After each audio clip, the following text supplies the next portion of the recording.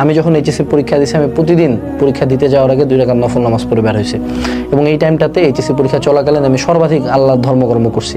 এখন অনেকের এটাতে মনে হইতে পারে যে ভাই তুই কি সিজনাল নামাজি?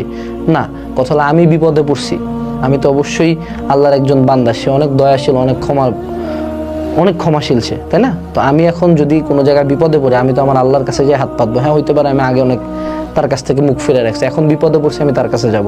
নিঃসন্দেহে মনে রাখতে হবে সৃষ্টিকর্তা তোমাকে তোমার বাপ মায়ের চেয়েও বেশি ভালোবাসে।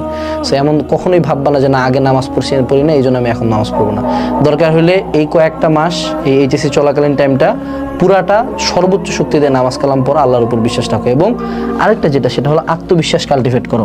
আমি সেন্টারে যাই কখনো এইটা ভাবতাম না যে আমি জিপিএ 5 পাবো কিনা, গোল্ডেন পাবো কিনা। আমার টার্গেট থাকতো এই সেন্টারে সবচেয়ে ভালো আমার রেজাল্ট হবে। এই কারণে কিন্তু আমি দিনাজপুর বোর্ডে ফার্স্ট হয়েছিলাম, 1211 পাইছিলাম, গোটা বাংলাদেশে আমার সেকেন্ড হাইয়েস্ট নাম্বার ছিল।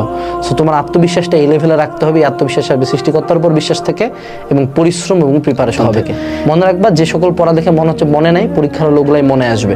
এটা জাস্ট প্যানিকের কারণে মনে হয়। প্যানিক ফাইট করার কোনো উপায় নাই। প্যানিকের মধ্যে বাঁচে থাকা, টিকে থাকা পরীক্ষার হলে যাওয়া পর্যন্তই যা কঠিন। প্রথম 2টা পরীক্ষায় প্যানিক লাগবে, তৃতীয় পরীক্ষা থেকে সবকিছু নর্মাল হয়ে যাবে।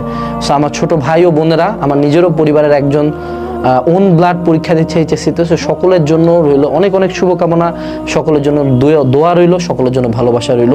আসসালামু আলাইকুম।